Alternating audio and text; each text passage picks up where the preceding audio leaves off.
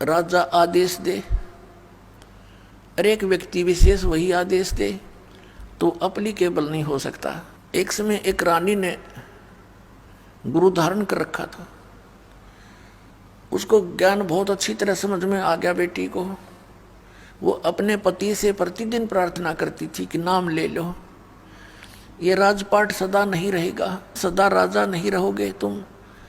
वो कहता था तू लेरी नाम है, मैं के न्यारा लूंगा, आप बिलेरी बस घर में एक बहुत है। तो संत से सुने हुए ज्ञान से वो कहा करती थी देखो जी मैं खाना खाती हूँ तो मेरा पेट भरेगा, आप खाओगे तो आपका भरेगा, तो आपने भी भक्ति करनी चाहिए। वो कहता फिर मैं लेता हूँ, सुबह उठकर राम राम करता हूँ और ओम जय जगदीश हरे की आरती गाता हूँ।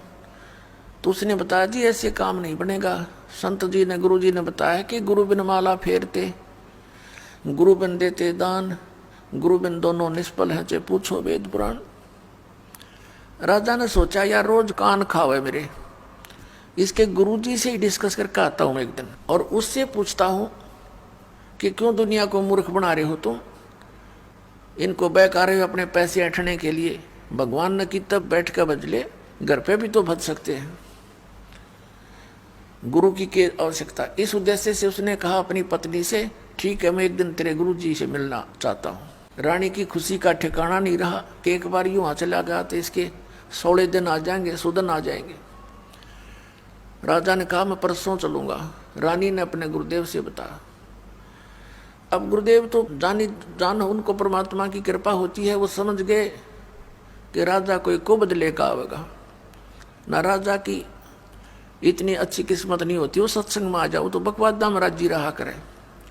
क्यों उस समय उसका आगे पाछे 50-60 आदमी सलूट मारनी है, जी सर करनी है, उसने भगवान की आवश्यकता कतई नहीं होती, वो तो ज्ञान से पता लगता है। राजा आया और अच्छा आसन दे दिया गया राजा को। तो संत जी ने कहा कि आओ राजन कैसे आगमन हुआ। राजा तो जिस उद्देश्य से गया था सीधा ही बोला कि आप क्यों भोले बालों को मूर्ख बना रहे हो, क्या गुरु बनाना आवश्यक है, भक्ति तो वैसे भी कर सकते हैं, क्यों दुनिया को मूर्ख बनाए बैठा है। तो संत ने सोचा कि अब मैं जय इसके प्रश्न का उत्तर नेगेटिव दे दूंगा, उसको तो नेगेटिव लगेगा, तो ये ना जाने के को बद कर देगा। उसने कहा राजन अब तो मेरा भजन का समय हो गया है, मैं कभी आपके घर आऊंगा और आराम से बैठ कर डिस्कस करेंगे। राजा ने सोचा बहुत बढ़िया, वहाँ इसकी खूब खबर लूंगा, अच्छी तरह इसके कान खाऊंगा, सारी पूछ लूंगा इस तरह। कहने लगा ठीक है आप वहां जाना। यूं कहकर राजा उठ कर चला। अब क्या हुआ,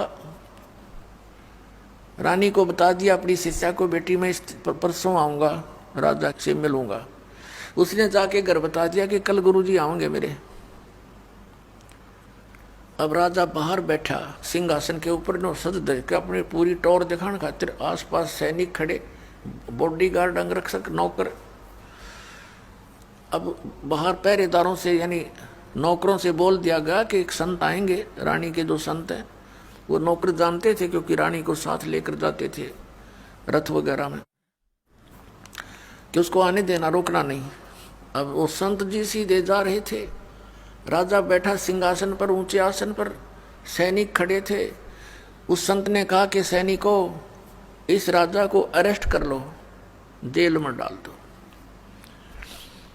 अब वो उसके मुंह की तरफ देख रहे हैं कि यू क्या बकवास कर रहा है, और वो राजा भी देख रहा है कि अच्छा बकवास दिया आदमी, ये तो मेरे राज्य को हड़पना चाहता है। उस संत ने फिर कहा कि तुम्हें सुनाई नहीं देता, अरेस्ट करो इसको, गिरफ्तार कर लो इसको, ये बैठा सिंहासन पर। अब वो टस से मस नहीं हुए, वो आज्ञा का इंतजार कर रहे हैं, आदेश का कि राजा क्या आदेश देता है, इसका बकलदारा है। राजा ने कहा कि इसको अरेस्ट करो। इतना कहना ही था कि पकड़ दी बाजू दोनों तरफ से। अगला आदेश क्या होगा ये वो इंतजार कर रहे थे। तब वो संत कहता है कि राजन गराए आदमी की बेइज्जती नहीं क्या करते, आप तो तू बुला के आया मेरे को, राज मेरी बेइज्जती कर रहा है। राजा बोला तेरा दिमाग खराब हो गया, तो ये शब्द कैसे बोले कि इसको गिरफ्तार कर लो? तो उस संत ने कहा कि मैं आपके प्रश्नों का उत्तर देने आया हूं कि गुरु के बिना क्या भगवान की भक्ति नहीं हो सकती। राजा बोला कि ये कैसा तेरा उत्तर भाई, कि मैंने छुटवाते देख बनते हैं फिर बताऊंगा। तो उस राजा ने कहा छोड़ दो, उन्होंने छोड़ दिया। अब संत ने कहा कि देखो राजन, जो शब्द मैंने बोले थे वही आपने बोले। मैंने इनसे बोला था राजा को अरेस्ट कर लो, ये टस से मस नहीं हुए, और आपने वही शब्द बोले थे इसको अरेस्ट कर लो। ये सभी गति में आगे और तुरंत मुझे गिरफ्तार कर लिया। आपके वचन में शक्ति है, मेरे वचन में वो शक्ति नहीं है जो आपके में है। आपके आदेश लागू हो गया। इसी प्रकार आध्यात्मिक मार्ग में मेरे वचन में शक्ति है, और मैं जो वचन दूंगा वो कार्य करेगा, और आप उसको कहते रहना वो कार्य नहीं करेगा। ठीक इसी तरह ये उदाहरण समझ ले। राजा की बुद्धि साफ होगी, नीचे उतर गया सिंहासन से, चरण पकड़ दिए। तो पुण्यात्माओं, ऐसे जो साधना हम गलत भी करते हैं, अपने मनमुखी भी करते हैं, उससे भी लाभ नहीं होता। तो संत के वचन में शक्ति होती है, और उस शक्ति से ही वो शब्द आपके अंदर काम करता है। जैसे जो औषधि होती है इंजेक्शन के माध्यम से शरीर में प्रवेश कर दी जाती है तो वह काम करेगी, और बगैर सिरंज के वह अंदर नहीं जा सकती। तो ये समझो कि संत की वाणी सिरंज होती है, वो आपके अंतःकरण में इस मंत्र को प्रवेश करती है, फिर वो मंत्र आपके यहाँ कार्य करता है। इन्हीं मंत्रों को अन्य आदमी देता रहेगा, कोई लाभ नहीं होगा, अधिकारी है ही नहीं वो उसको देने का। तो इस प्रकार संत वचन की शक्ति से आपके अंदर भक्ति प्रवेश करते हैं, और फिर इस सत्संग के माध्यम से ये वाणी, अमर वाणी जो महापुरुषों ने बोली थी, उस वाणी को अधिकारी बोलता है तो वो आपके ऊपर असर करती है, वो ऐसी। तो इसलिए आप जी ने सत्संग सुनना पड़ेगा, चाहे बैठ जाए, जबरदस्ती बैठा रहे वहां पर।